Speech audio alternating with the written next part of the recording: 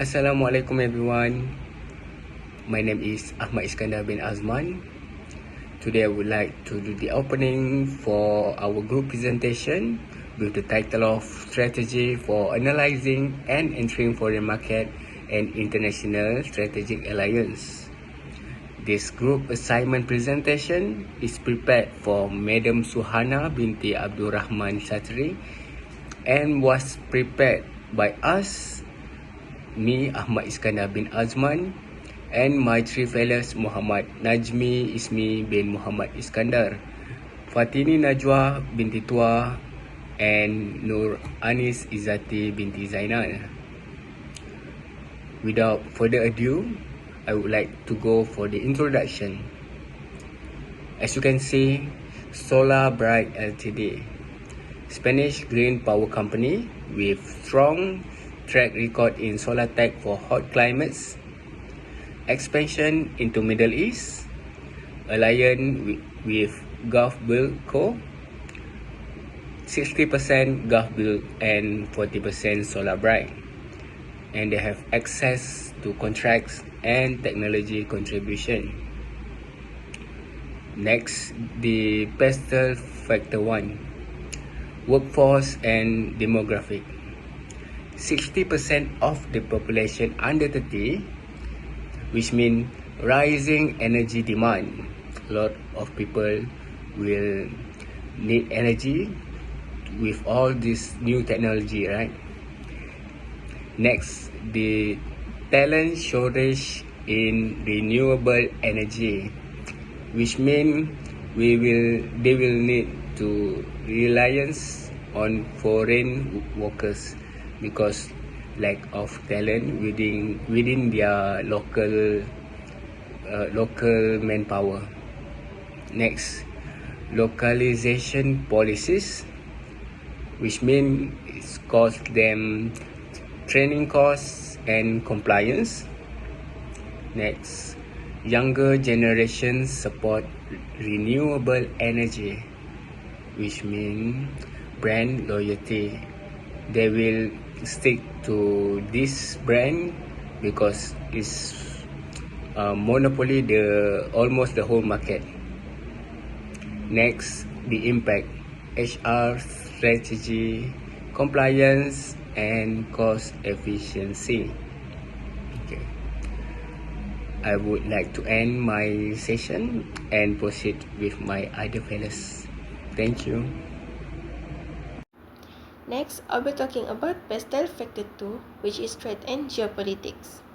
First, regional conflicts and trade disruptions. The Middle East often faces political instability. This can delay projects, disturb supply chains, and increase business risks. Second, oil price fluctuations. Oil is the main energy source here. When oil prices drop, governments may cut renewable projects. But when prices rise, renewable energy becomes more attractive. Third, trade deals. Trade agreements affect both costs and protections of technology. Strict rules may be expensive, but they also keep Solar Bright's innovation safe. Lastly, foreign policy risks. Spain's relationship with Middle East countries is crucial. Good ties open contracts and partnerships, while tension can limit opportunities. So overall, trade and geopolitics strongly influence Solar Bright's risk, cost, and market access. Now that we understand the impact of trade and geopolitics, the next step is to see how Solar Bright can actually enter this market. Mode of entry options. First, wholly owned subsidiary. This option gives full control to the company and protects its technology. But in this market, foreign ownership is not allowed and the cost is too high, so it is not suitable. Second, exporting. Exporting carries lower risk and is more flexible. However, logistics costs are very high and contract opportunities are limited. This makes it less effective in the long term. Finally, joint venture. Solar Bright chose to form a joint venture with Gulf Build. This follows local law, gives access to contracts, and allows both companies to share resources. In fact, during the first year, this joint venture secured contracts worth $120 million. So overall, the joint venture is the most practical and effective mode of entry because it balances compliance, cost and market access. That's all for my part, and I will now pass to the next presenter. Theoretical fit only model electric paradigm. Ownership, solar brights technology. Location, high solar potential. Subsidy in country M. Internalization, JV exporting and capturing value. SPS control framework, balance local expertise and solar price control. So I pass it to the next member. Now, let's move to our conclusion. The entry mode decision was critical for Solar Bright after comparing exporting, wholly owned subsidiaries, and joint venture. The joint ventures with GovBuild proved to be the most strategic choice. Exporting will have given Solar Bright low risk but very limited access to government contracts. A wholly owned subsidiary would offer full control, but it was legally restricted and financially risky for a mid-sized company. By partnering with GovBuild, Solar Bright gained immediate legitimacy, access to $120 million worth of contract in the first year, and the ability to share both financial and operational risks.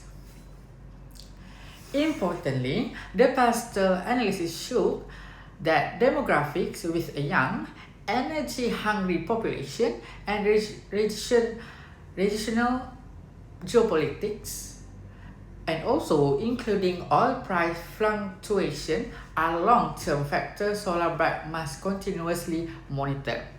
In shortly, the joint venture is not only the most feasible but also the most sustainable mode of entry, aligning with both theory and real-world market conditions. Our findings are supported by two key sources. The first one is the World Bank 2023 demographics data highlighted the importance of the Middle East young population in driving future energy demand. Second, Zhao, Liu, and Su 2004 study on transaction costs and entry mode choice provided the theoretical foundation. Their research shows how ownership, location, and transaction costs guide firms like Solar Bright toward joint venture in highly regulated market. Together, this reference help us connect real-world data with international business theory. To wrap up, let's open the floor with a few discussion questions. Number one, what other pastel factors might impact Solar Bright operation in the Middle East? Number two, if you are the CEO, would you still choose a joint venture or would you try another entry mode? Number three, how could Solar Bright manage risk related to geopolitics and fluctuating oil prices?